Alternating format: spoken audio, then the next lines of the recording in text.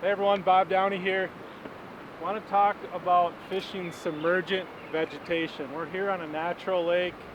It's just full of grass, and it really can be intimidating if you've never fished grass before, especially submergent grass. It can be feel like finding a needle in a haystack, but there's definitely certain little features and intricacies that you can look for to better your odds of finding fish in this grass.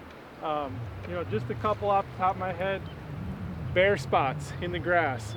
You've got an expansive grass flat, and there's maybe a bare spot in the middle void of any weeds. A lot of times that's there because there's hard bottom, gravel, rock, maybe a couple logs down there. Those are going to be really key areas. Just the grass edge. The sun can only penetrate so far into the water, so eventually that grass edge is going to end. Usually you're going to find an outside edge and an inside edge on your grass line. So either of those edges can be really good. And then along those edges you're going to find points and inside turns. And no different than fishing a point on a reservoir.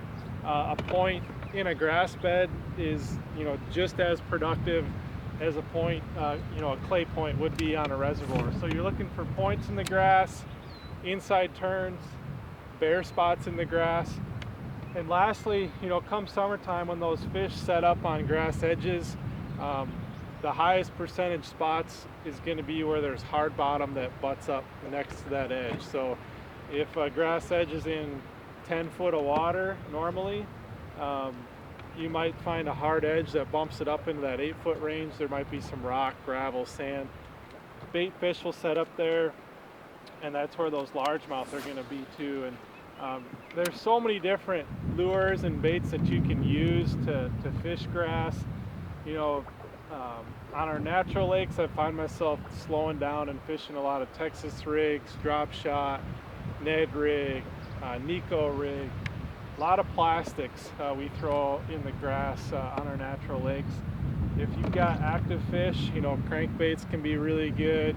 Winding the edges around those hard bottom areas, dragging football jigs, Carolina rigs, those sorts of things. There's a lot of ways to go about attacking it.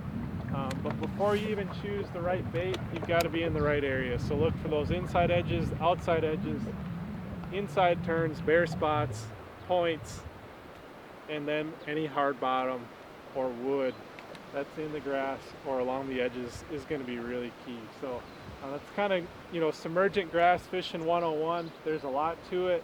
It can feel really intimidating at times, but if you can find those key little features, it's going to help you out a lot.